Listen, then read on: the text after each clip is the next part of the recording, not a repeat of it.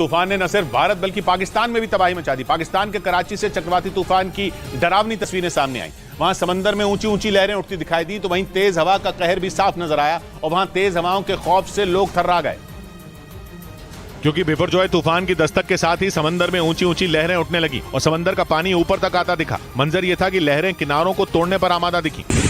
23 feet को ऊपर cross करके पानी पूरा अंदर आ रहा है। समंदर किनारे एक आदमी फंसा नजर आया। वो एक तार के सहारे समंदर के किनारे पहुंचने की कोशिश करता दिखा। किसी बंदा का जो सिटी है वो तकरीबन पूरा खाली हो चुका है, ये बिपर जो है साइक्लोन की वजह से। वहीं सिंध प्रांत में समंदर किनारे जो भी लोग बचे थे वो भी सुरक्षित जगहों पर जाते दिखाई दिए।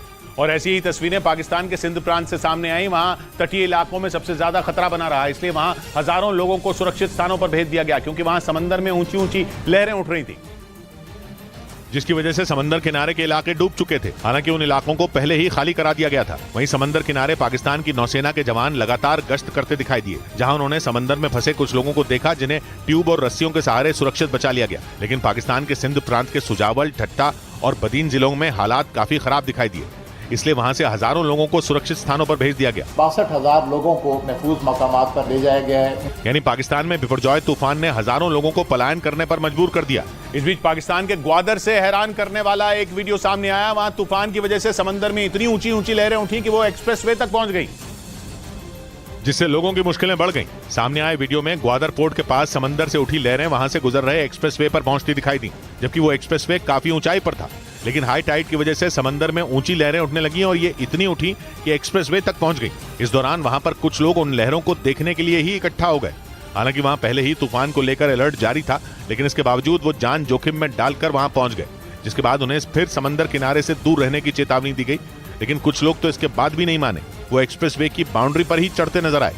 इधर दिल्ली के मुखर्जी नगर इलाके में मौजूद एक कोचिंग सेंटर में आग लगने के बाद रस्सियों की मदद से छात्रों का रेस्क्यू किया गया। पुलिस के मुताबिक आग एक बिजली मीटर में लगी, जो ज्यादा बड़ी नहीं थी, लेकिन धुआं उठने की वजह से छात्र घबरा गए और अपनी जान बचाने के लिए वो रस्सी के सहारे इमारत से नीचे उतरने लगे। वहां से जो तस्वीरें सामने आई उनमें इमारत की चौथी मंजिल से एक मोटी रस्सी की मदद से छात्र जान जोखिम में डालकर नीचे उतरते दिखे।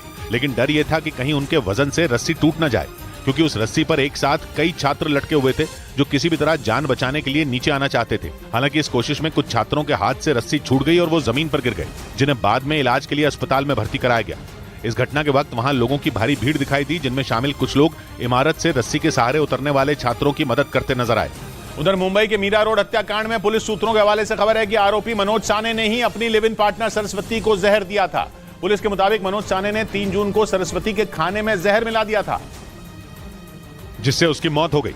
पुलिस सूत्रों के मुताबिक मनोज साने ने 30 मई को बोरीवली इलाके के एक स्टोर से जहर खरीदा और 3 जून को सरस्वती के खाने में मिलाकर उसे दे दिया। पुलिस के मुताबिक मनोज साने ने पहले से ही सरस्वती के मर्डर की प्लानिंग की थी, क्योंकि जहर खरीदने से पहले उसने अपने मोबाइल पर जहर के बारे में सर्च किया था। इस दौरान उसने ऐसे जहर के बारे में सर्च किया जिसे देने के बाद बहुत ही आसानी से मौत हो जाए। आरोपी ने जहर देने की साजिश को इस तरह से प्लान किया था कि ऐसा लगे जैसे सरस्वती ने जहर खाकर खुद सुसाइड किया हो। और पूछताछ में भी मनोज साने ने पहले यह बताया था कि सरस्वती ने खुद जहर खाकर सुसाइड किया था। पुलिस के मुताबिक मनोज साने के घर से 4 स्मार्टफोन बरामद हुए और साइबर सेल इनकी जांच में जुट गया।